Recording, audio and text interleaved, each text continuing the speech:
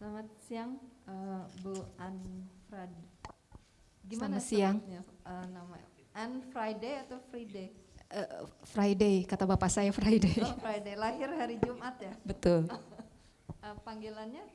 Ane. Anne, oke. Selamat siang, Ibu Anne. Saya pertama-tama selamat sudah sampai pada tahapan ini. Saya akan memulai proses wawancara ini, nanti akan dilanjutkan oleh anggota pansel lainnya. Saya lihat dari riwayat kerja Ibu Anne. Ibu Anne cukup lama di Komisi Informasi di Jawa Barat ya khususnya, sebagai komisioner dan kemudian sebagai tenaga ahli kira-kira 8 tahun ya. Karena ini sama-sama komisi ya, mekanisme komisi gitu. Kira-kira dalam pemikiran Ibu Anne, apa yang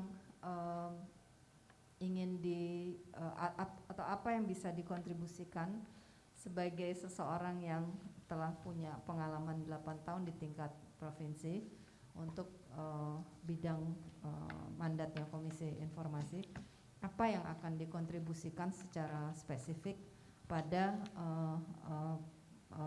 tugas menjalankan mandat dari Komisi HAM Nasional. Silakan. Baik, terima kasih. Keterbukaan informasi publik sebetulnya salah satu pemenuhan hak asasi manusia berdasarkan Undang-Undang Nomor 39 Tahun 1999, tepatnya pasal 14, yaitu bahwa setiap orang berhak untuk mencari, memperoleh, mengolah, dan menyiarkan informasi melalui media apapun. Nah, jadi itu salah satu bentuk pemenuhan HAM. Kurang lebih sama, artinya bahwa prosedur dalam menyelesaikan sengketa itu ada yang namanya pendaftaran atau pengaduan gitu. Pengaduan ini prosesnya juga hampir sama, bahwa akan diperiksa apakah ini berkaitan dengan hak asasi manusia, dalam hal ini tentang keterbukaan informasi publik atau bukan. Kemudian setelah itu akan jika memang ini menyangkut hak atas informasi publik, maka berlanjut ke pemeriksaan awal. Jadi ada namanya adjudikasi non litigasi.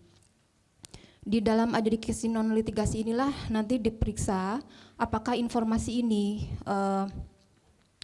terbuka atau tertutup. Kalau terbuka maka dilanjut dengan mediasi, jika tidak maka dilanjutkan dengan sidang adjudikasi pemeriksaan.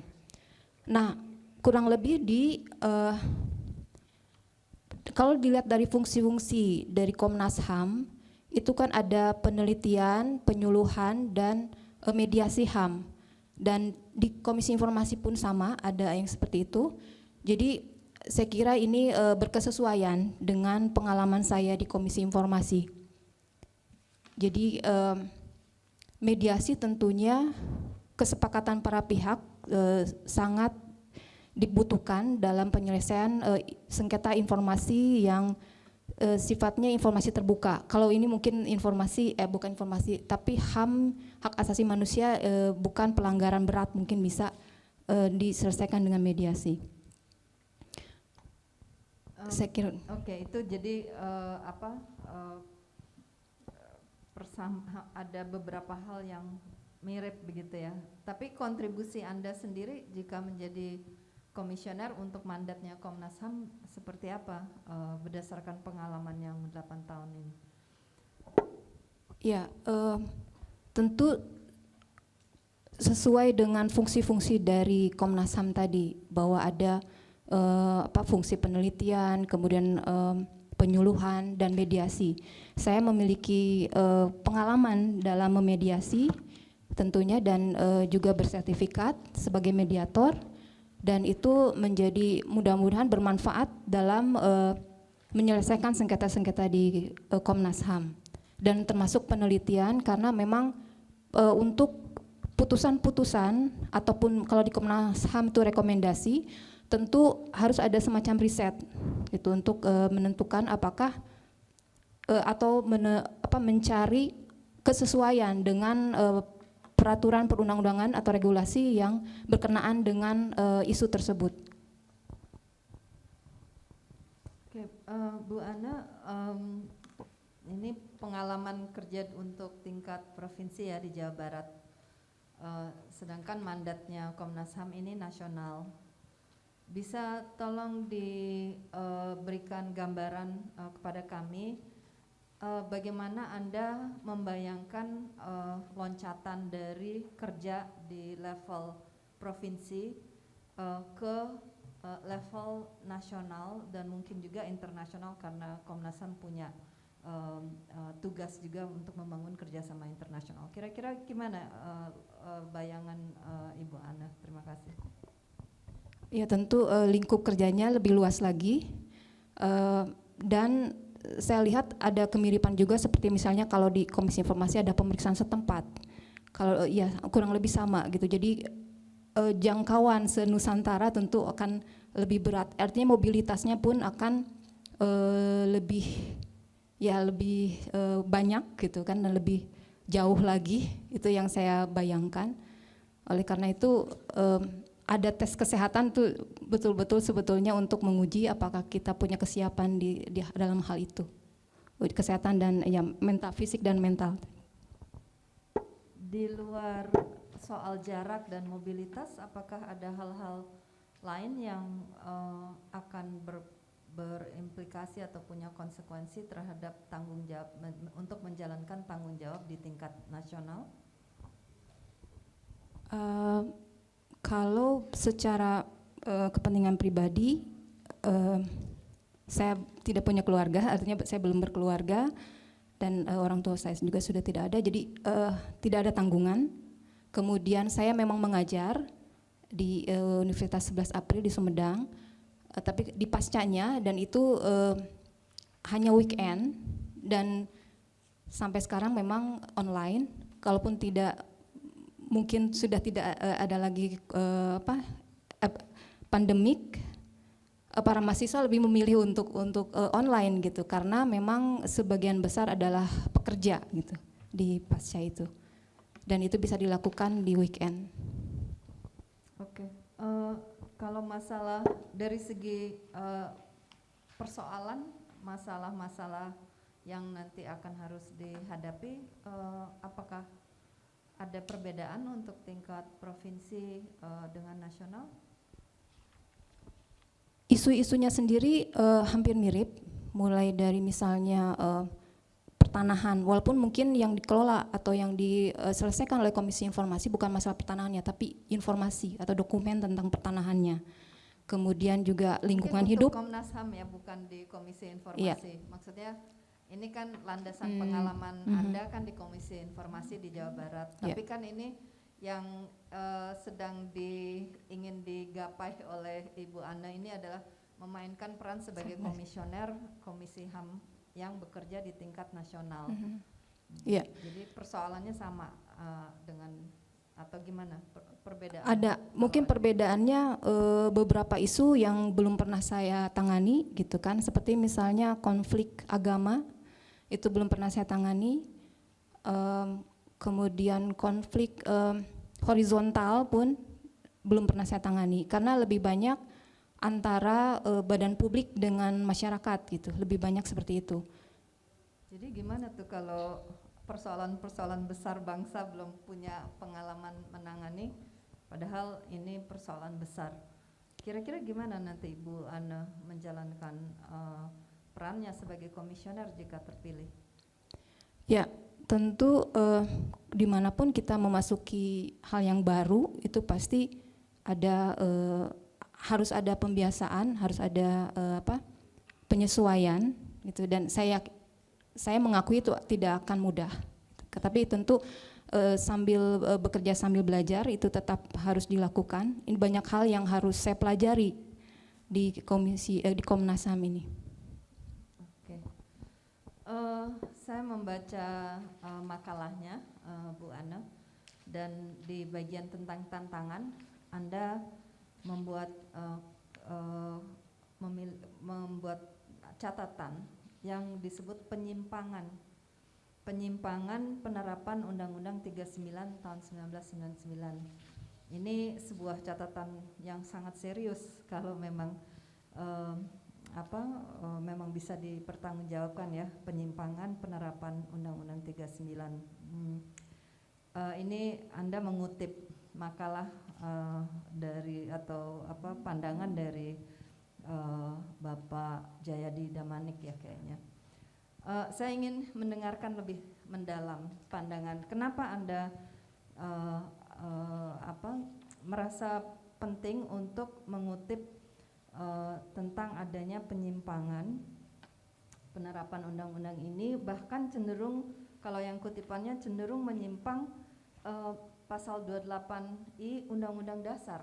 Jadi ini besar sekali Bu Ana catatannya ya. Jadi bisa nggak dijelaskan kenapa Bu Ana merasa berkepentingan untuk mengutip ini dan kira-kira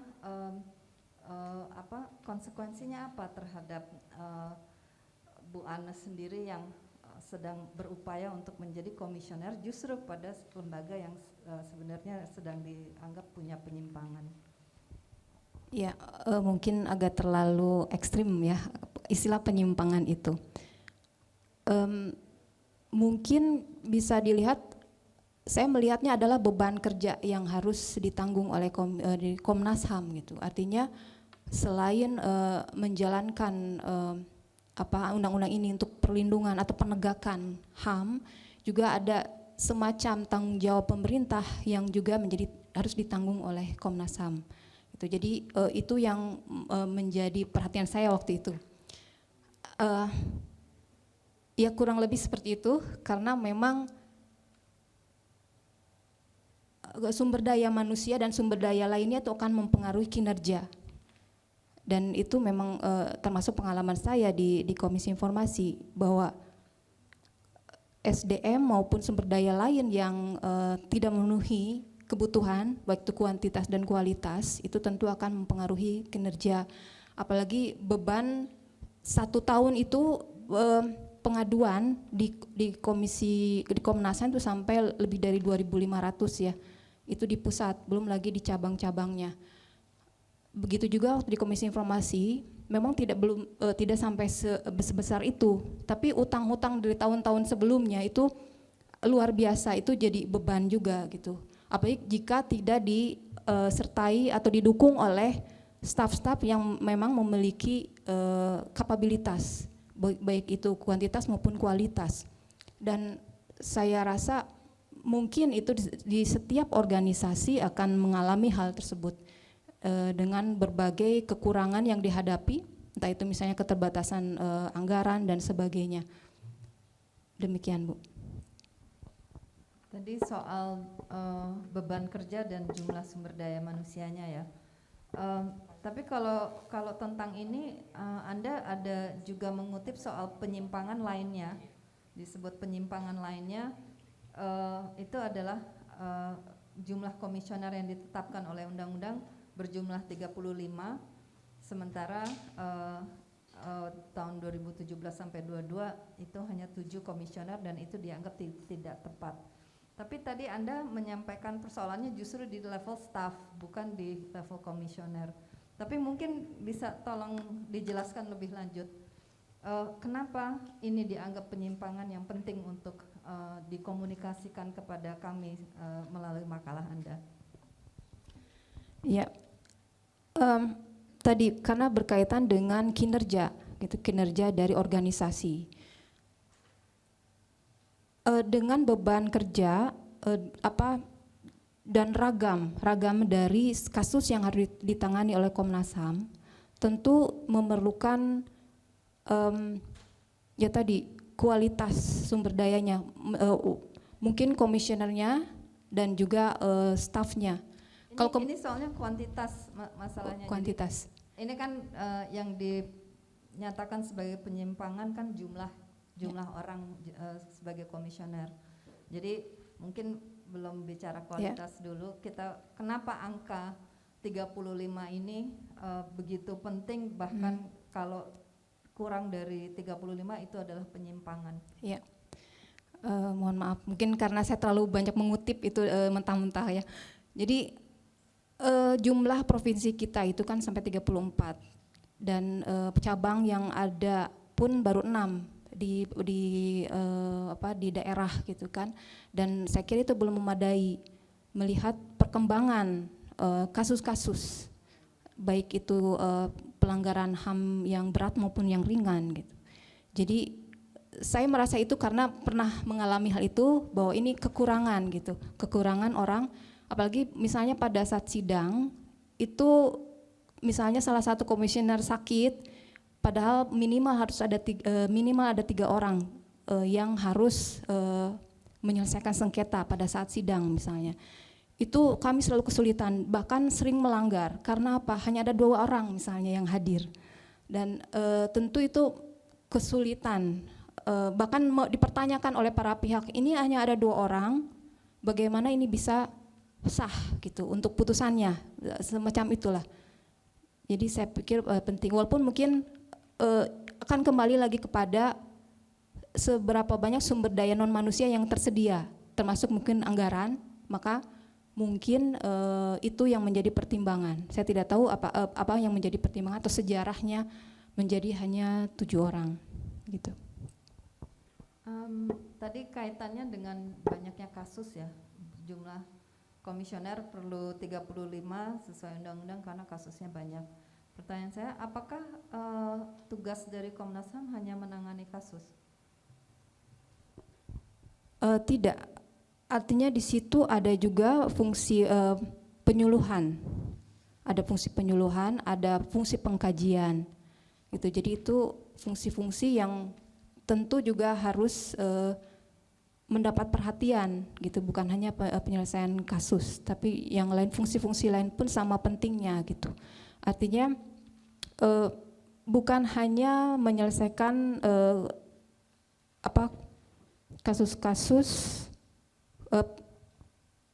kasus-kasus HAM yang sudah terjadi, tapi upaya-upaya preventif pun harus dilakukan oleh Komnas HAM. Oke, kita lanjut aja, udah tinggal 2 menit. Di bagian di makalah ini Anda juga bicara tentang peluang, dan Anda menyebutkan tentang peluang untuk memperkuat peran Komnas HAM dalam pencapaian SDGs. Bisa tolong dijelaskan kepada kami SDGs itu apa dan kenapa itu ada hubungannya seperti apa dengan peran Komnas HAM? SDGs adalah cita-cita atau capaian-capaian yang harus bisa dilakukan atau disasar oleh pemerintah dan masyarakat, dan salah satunya adalah hak asasi manusia. Saya lupa lagi mungkin nomor berapa dari SDGs itu untuk pemenuhan hak asasi manusia, kurang lebih seperti itu. Mohon maaf, mungkin saya tidak terlalu mendalami. Soalnya disebut di sini, jadi saya pikir sudah. Jadi SDGs capaian, maksudnya capaiannya siapa ya? Artinya gimana nih menempatkan SDGs dengan tugas Komnas HAM secara persisnya? Apakah hanya karena ada tujuan yang katanya menyebutkan HAM, maka Komnas HAM fokus hanya pada tujuan itu, atau gimana?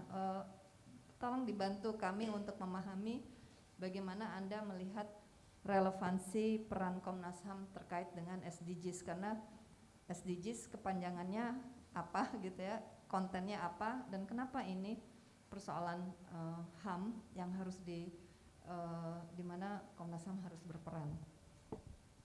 Baik, tentu Komnas HAM hanya salah satu dari sekian capaian-capaian dari SDGs. Artinya dalam bersinergi dalam mencapai pembangunan manusia Indonesia seutuhnya. Artinya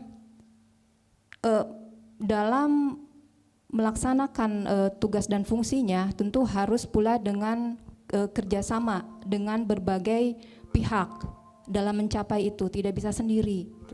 seperti misalnya sekarang dalam penanganan terakhir kasus polisi menembak polisi yang sekarang sangat hangat gitu, itu tentu ada beberapa hal yang mungkin tidak bisa berdiri sendiri. Komnas HAM juga misalnya sekarang harus juga bekerja sama dengan Komisi Perempuan gitu kan, karena ternyata ada hal lain yang harus ditangani. Jadi ada beberapa hal yang mungkin tidak bisa berlanjut sampai itu selesai di Komisi Perempuan misalnya seperti itu.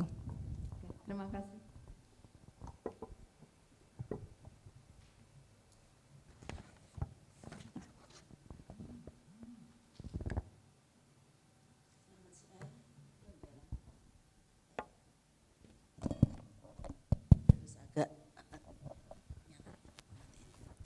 Selamat siang Saudara Anne Friday atau Frida ya bacanya? Friday. Friday. Iya, Okay. selamat siang. Friday, Saturday, Wednesday itu ya. Selamat udah sampai tahapan ini. Saya melihat bahwa Anda lama sekali ya ada di Komisi Informasi Daerah ya. Dari 2011 sampai sekarang berarti sudah 11 tahun. Dan tadi Anda cerita berbagai macam hal yang telah Anda lakukan. Tapi saya ingin mengulangi pertanyaan dari Bu Nana tadi, Bu Kamala. Menurut Anda apakah Komisioner Komnas HAM itu memang sebaiknya 35 orang? Dan lalu tadi Anda mengaitkannya dengan jumlah provinsi di Indonesia.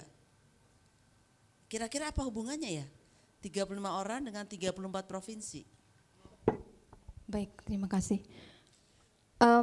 Setiap provinsi pasti ada kasus-kasus pelanggaran HAM. No, bukan itu masalahnya. Kan 35 ya. menurut undang-undang ya.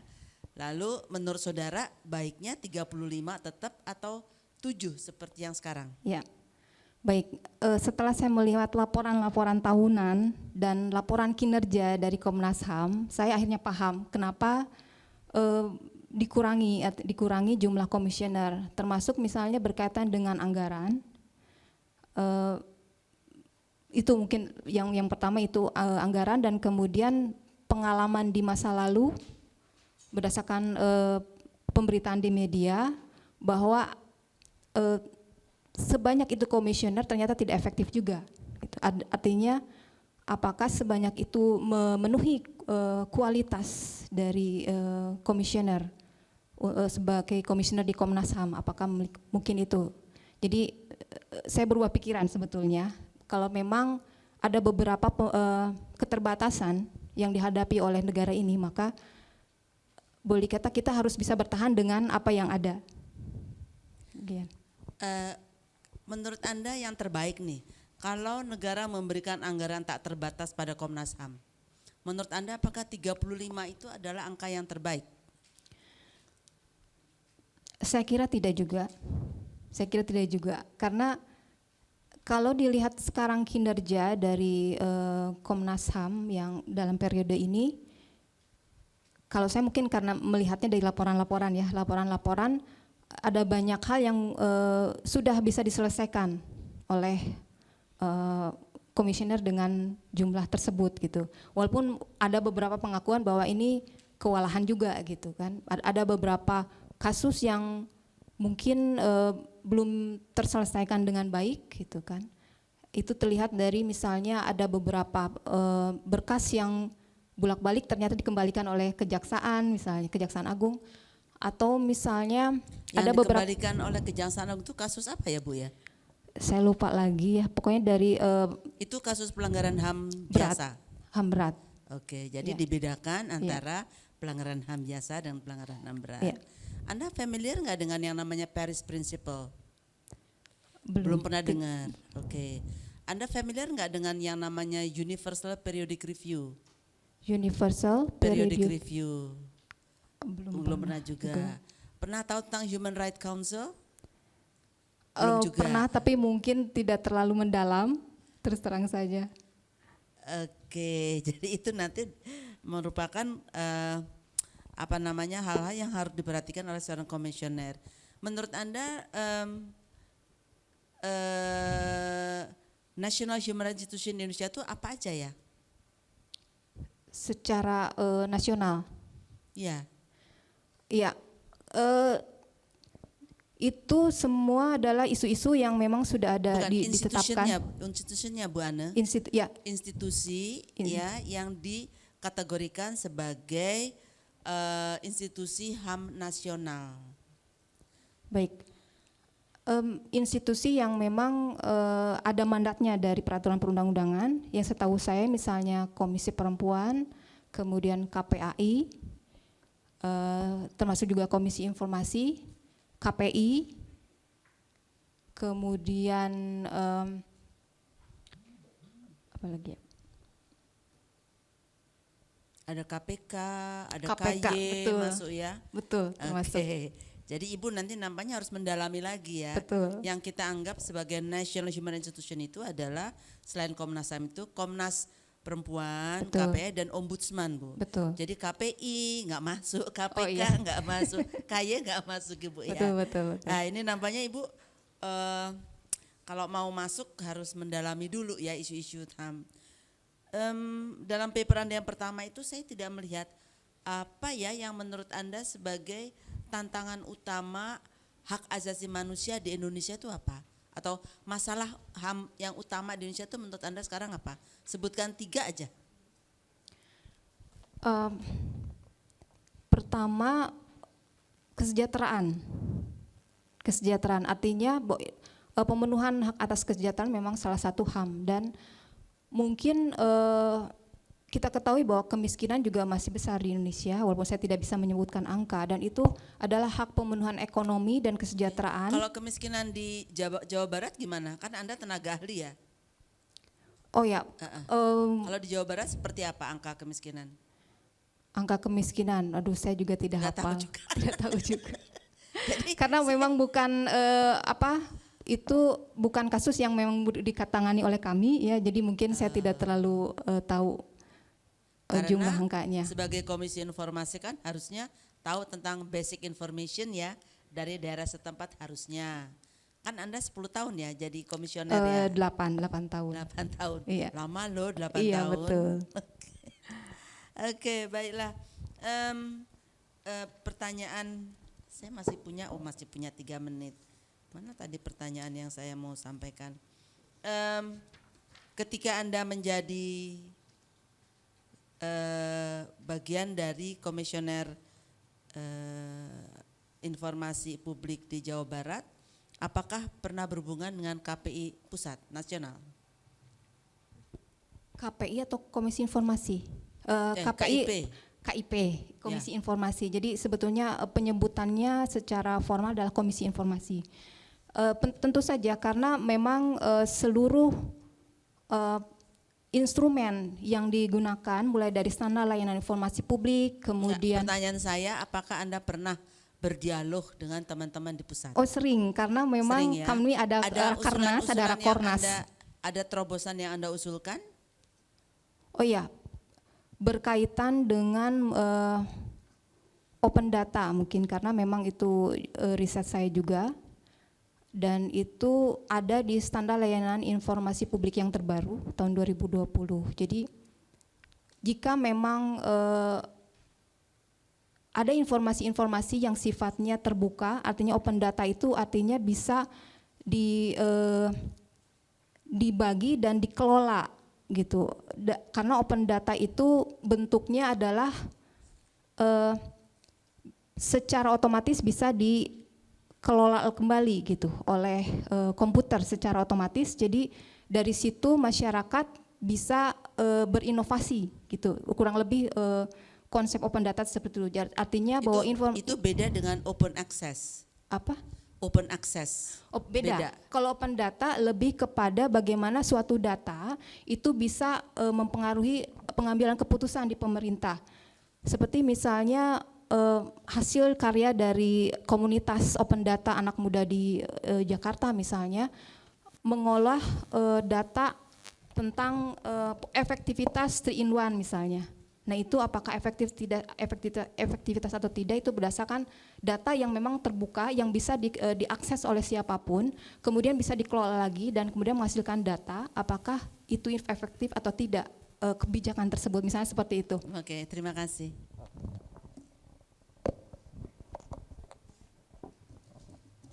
Baik, selamat Saudara Anne Friday yang sudah sampai pada tahap ini. Saya melanjutkan saja tadi dari Prof. Harkristuti. Nah, motivasi Anda untuk ketika katakanlah untuk menjadi komisioner ini sebenarnya apa motivasi yang paling kuat yang menyebabkan Anda sebetulnya ingin masuk katakanlah dalam satu dunia yang agak berbeda dengan yang ya selama ini ada di KPI sebagai dosen, tapi sekarang ini masuk satu ya Komisi Hak Asasi Manusia dengan ragam permasalahan yang kompleks. Jadi tentunya ada motivasi yang mendorong Anda. Apa bisa dijelaskan kepada saya? Baik, ada banyak hal yang memotivasi saya untuk bergabung dengan Komnas HAM. Tapi yang terpenting adalah bahwa HAM itu sendiri dan lingkupnya. Salah satunya yang paling penting adalah adanya hak ikut serta dalam penyelenggaraan pemerintah, gitu. Dan itu salah satu hak yang disebut dalam undang-undang. Sekarang bukan lagi pemerintah, government, tapi governance. Gitu. Jadi bahwa yang menjalankan atau tata kelola negara ini bukan hanya diserahkan kepada pemerintah, tapi juga ada keikutsertaan masyarakat.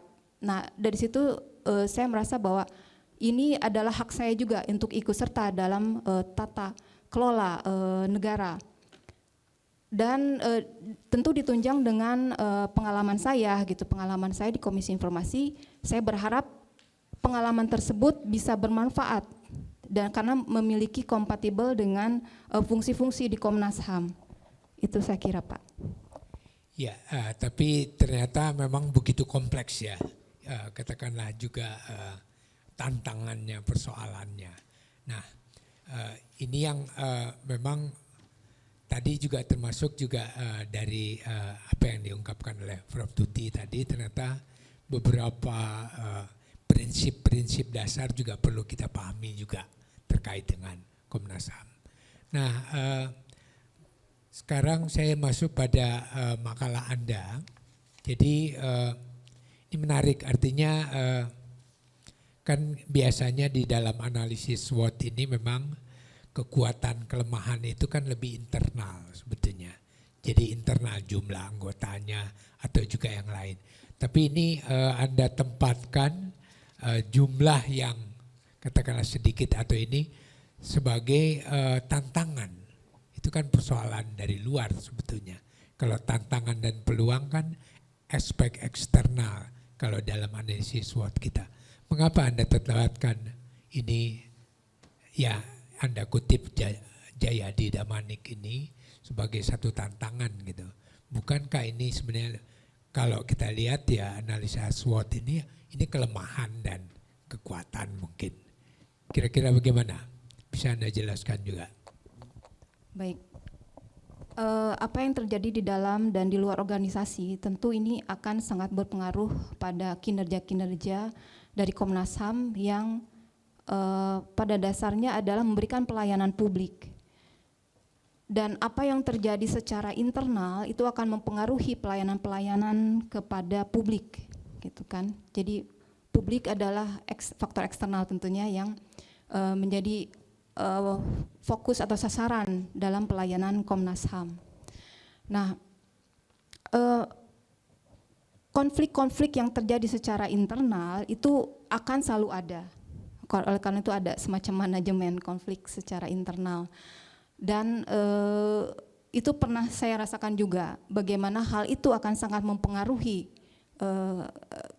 kinerja kita gitu dalam memberikan pelayanan kepada publik. Dan itu mau tidak mau harus menjadi perhatian juga gitu, bagi kelangsungan suatu organisasi, apalagi ini adalah organisasi publik. Dan masyarakat akan menuntut, tidak mau tahu apa yang terjadi secara internal Itu juga semacam pengalaman. Mereka tidak mau tahu apa yang terjadi secara internal. Yang pasti bahwa keluar sudah dilayani dengan baik sesuai dengan yang seharusnya. Ya, saya hanya ingin menegaskan begini. Jadi memang ada persoalan-persoalan internal, itu adalah mungkin kelemahan atau juga kekuatan, katakanlah juga yang di internal. Tapi ada juga aspek eksternal, itulah peluang dan ancaman. Jadi penggunaan analisa SWOT ini mohon juga nanti juga agak lebih ditertibkan ininya ya. Jadi kalau Anda bicara tentang kekuatan dan kelemahan, itu berarti bicara soal internal, kira-kira gitu. Jadi dan juga bicara peluang dan tantangan itu adalah aspek eksternalnya. Jadi lebih enak nanti kita sama ini. Ini Anda lihat bahwa jumlah 35 ini segala macam sebagai tantangan, tidak, itu persoalan internal Komnas HAM. Kira-kira gitu ya di makalah Anda ini. Nah kemudian kita lihat lagi sekarang kalau Anda menjadi komisioner HAM nanti, kira-kira begitu ya. Ya mungkin 3 bulan pertama itu apa yang akan Anda lakukan sebetulnya sebagai komisioner ini, kira-kira bisa dijelaskan? Pertama-tama tentu harus membentuk struktur dulu, karena struktur akan mempengaruhi tugas-tugas masing-masing komisioner, apa tanggung jawabnya, itu tentu harus sudah jelas dulu. Kemudian, struktur apa? Struktur organisasi maksudnya? Ya, struktur kan organisasi. Sudah ada. Sebenarnya kan sudah pembagiannya tentu pembagiannya juga saya kira itu akan menjadi hal yang penting, karena ketepatan atau perkiraan bahwa si A tepat disimpan di mana itu juga akan sangat penting. Nah kemudian tentu harus juga mempelajari standar-standar yang merupakan hasil produk dari Komnas HAM, itu juga harus dipelajari karena banyak sekali standar norma dan pengaturan yang harus dipelajari. Tapi sudah ada ya peraturannya. Dan itu tentu harus dipelajari karena itu sebagai pedoman dalam menjalankan tugas, itu harus sudah dikuasai itu, karena ini itu harus langsung kerja gitu, bukan lagi masa dicoba pelatihan gitu. Ini harus langsung terjun gitu. Jadi harus cepat menguasai standar-standar tersebut, termasuk SOP-nya, termasuk SOP terutama. Dan tentu menjalin hubungan-hubungan yang baik juga dengan staf, asisten, tenaga ahli dan sekretariat, itu menjadi penting. Demikian. Dan Anda merasa siap untuk menjadi komisioner HAM? Kalau Anda tanya diri Anda. Siap. Insya Allah. Baik, mungkin dilanjutkan pada Pak Prof.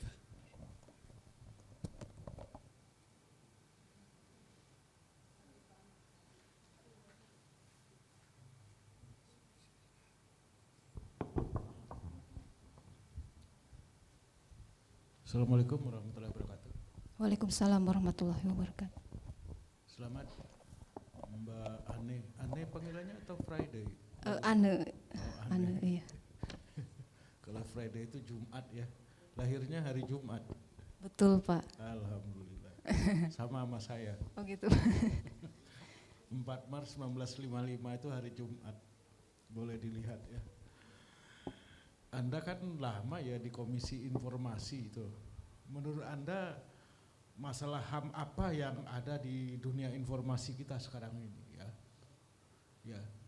Karena saya kebetulan juga ketua Dewan Pers dan mengalami sendiri itu banyak sekali terjadi pelanggaran HAM. Nah, menurut Anda gimana itu? Anda juga terlibat dalam mediasi kasus-kasus terkait informasi. Betul. Menurut Anda apa itu? Coba deh.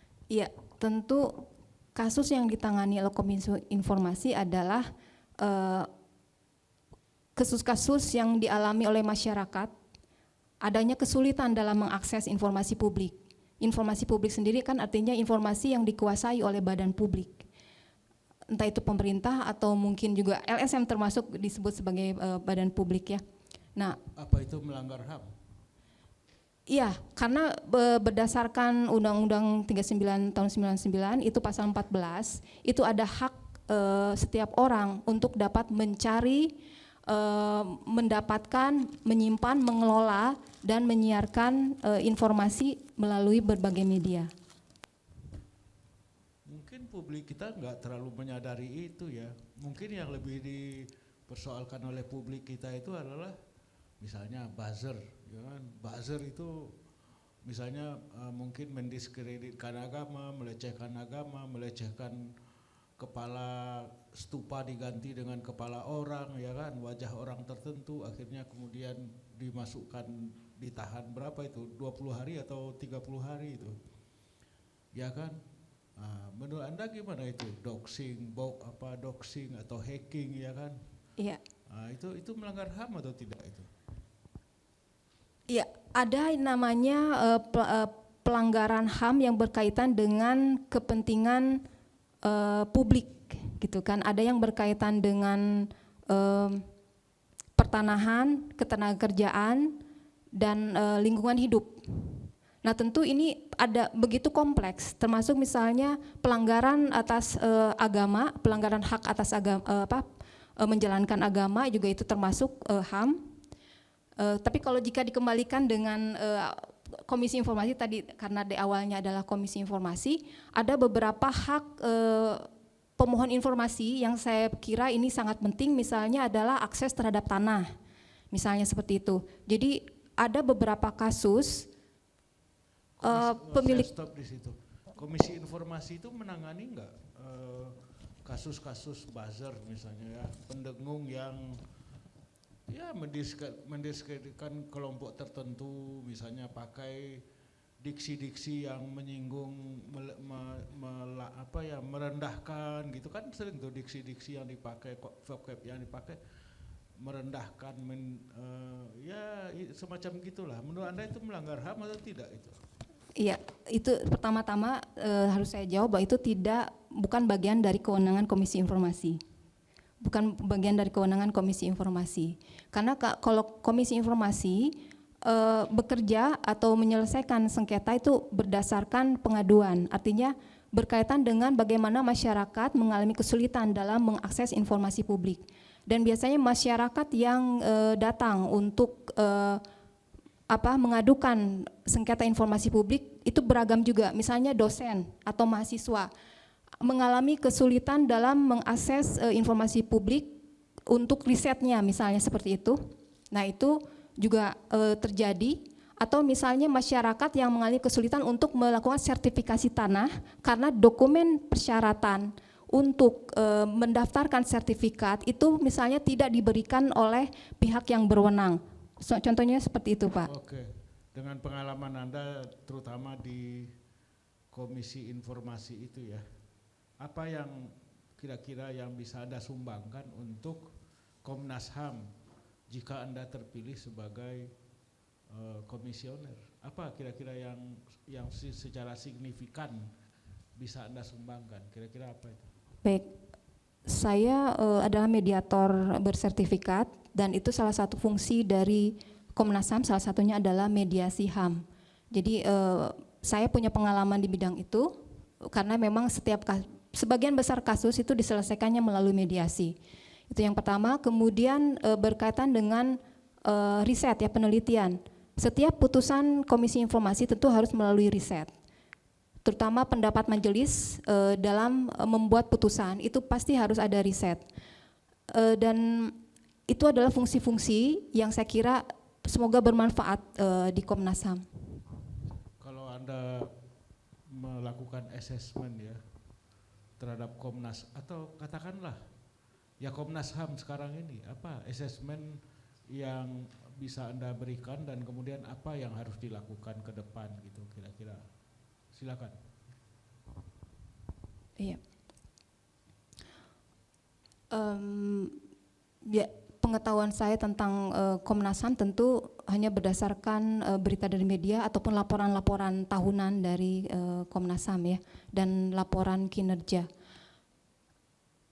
Kalau dilihat dari strategi, saya kira sudah baik strategi yang digunakan oleh Komnas HAM untuk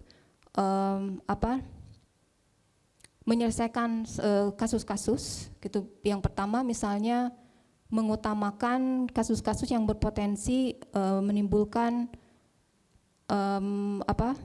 konflik horizontal. Misalnya apa contohnya yang konkret, spesifik? Ya, kalau strategi tadi ada 3, yang keduanya adalah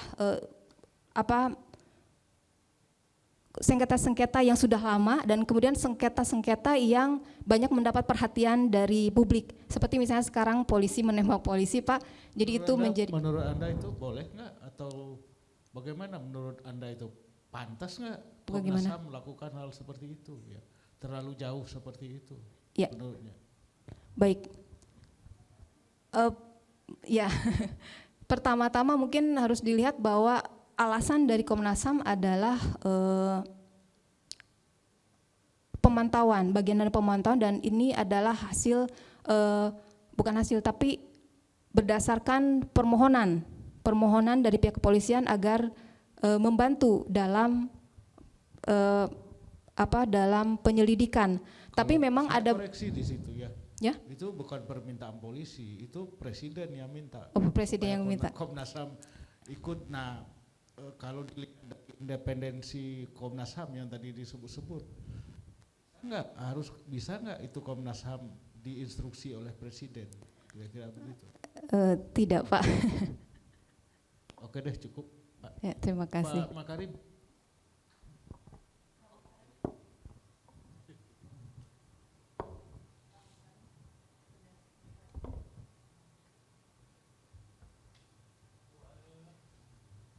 Ya, Pak.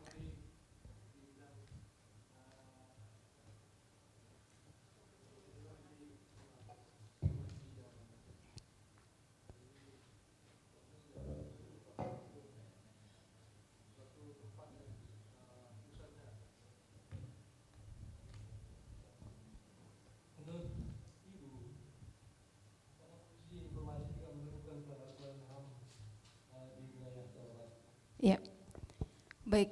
Tentu pelanggaran HAM-nya secara khusus masalah hak publik untuk mengakses informasi publik dan menyebarluaskannya. Nah, itu yang menjadi fokus atau kewenangan dari Komisi Informasi.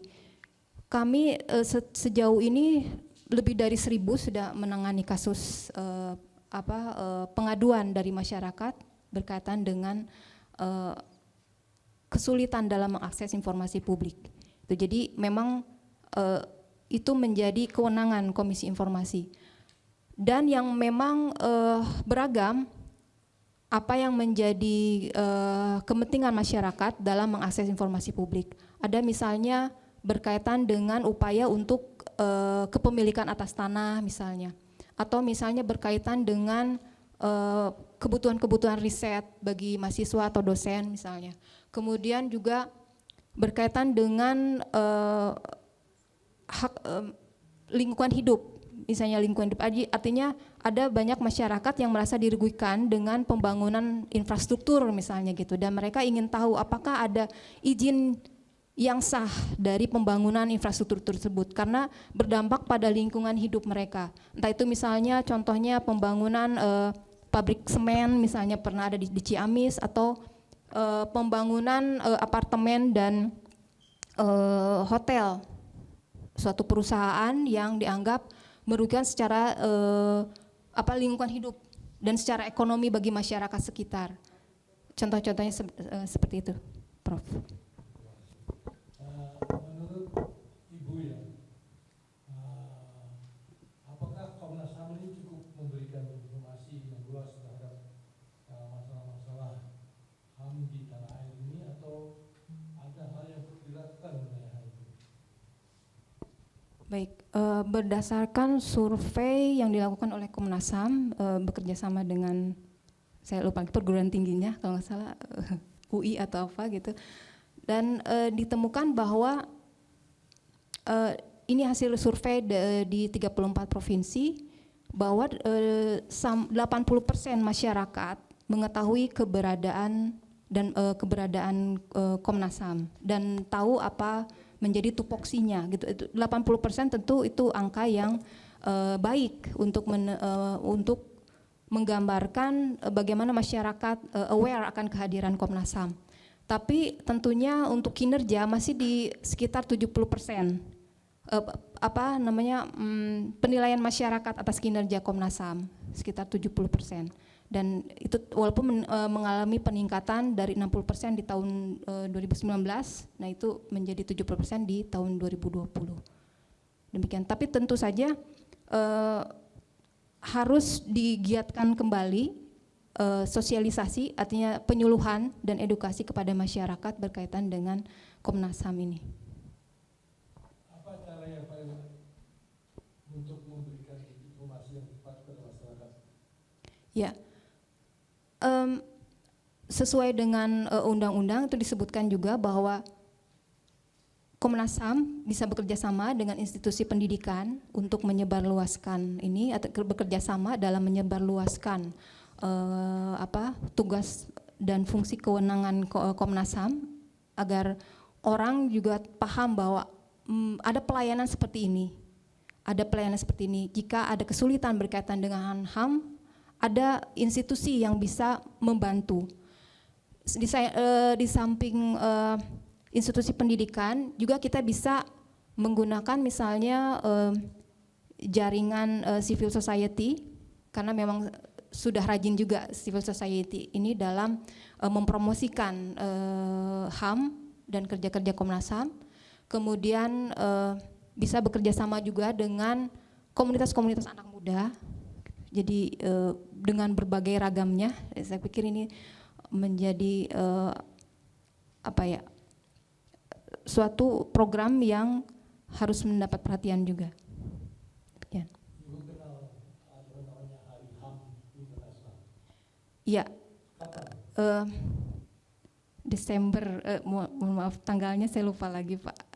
10 Desember.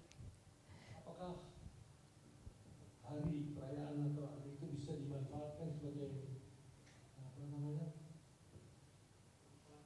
forum untuk menyebarluaskan hak asasi manusia dan membangkitkan minat masyarakat terhadap hak asasi manusia juga kepada juga para pejabat-pejabat. Betul. Bagaimana Anda kira-kira kalau Anda terpilih? Ya, sangat bisa Pak. Dan tahun kemarin kalau nggak salah ada festival HAM yang diselenggarakan Komnas HAM, dan itu juga hal yang baik ya. Jadi memperkenalkan kepada masyarakat. Karena di Komisi Informasi juga sama gitu. Jadi Right to Know Day itu menjadi event untuk memperkenalkan kepada masyarakat tentang Komnas HAM dan tugas dan wewenangnya, dan untuk penyadaran masyarakat tentang HAM ini. Jadi bisa misalnya saja ada semacam cerdas cermat misalnya gitu, cepat tepat, atau misalnya ada pagelaran-pagelaran seni yang bisa ditonton oleh masyarakat berkaitan dengan HAM. Itu bisa dilakukan, biasanya kalau gebiar-gebiar hari tertentu akan sangat lebih bermakna. Demikian Pak. Ibu pernah mendengar mengenai kasus-kasus pelanggaran di luar tanah air? Ya, tentu saja. Misalnya apa saja yang Ibu pernah dengar? Kalau genosida tentu, genosida di Serbia, Bosnia, kemudian juga kalau Palestina saya kira sampai sekarang sistem-sistem apartheid itu jelas itu adalah pelanggaran HAM di Afrika Selatan, walaupun sekarang sudah berakhir.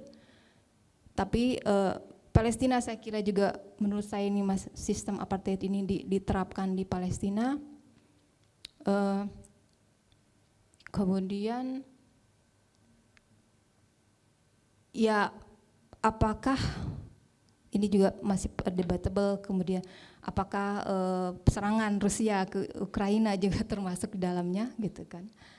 Itu juga masih ada banyak analisis tentang itu. kemudian di Kamboja dengan Khmernya. Untuk saat ini mungkin itu yang saya tahu. Ibu tahu pengertian daripada genosida itu apa? Ya, genosida itu pembunuhan massal berdasarkan entah itu ras, agama, bangsa, itu jadi dengan berbagai cara, gitu kan, entah itu dengan pembunuhan atau membatasi pergerakan dari kelompok tertentu untuk berkembang misalnya gitu. Itu genosida. Jadi lebih kepada pembunuhan massal. Pembunuhan massal saja? Sebetulnya ada yang lain. Jadi secara mungkin lebih, walaupun mungkin bukan pembunuhan, tapi mungkin terasa seperti pembunuhan. Seperti yang tadi saya katakan, contohnya adalah Palestina. Walaupun tidak sekaligus gitu kan, dan mungkin tidak banyak diberitakan apakah itu massal gitu. Tapi lambat laun itu seperti membunuh secara perlahan gitu. Dengan pembatasan-pembatasan. Baik, terima kasih. Assalamualaikum warahmatullahi wabarakatuh.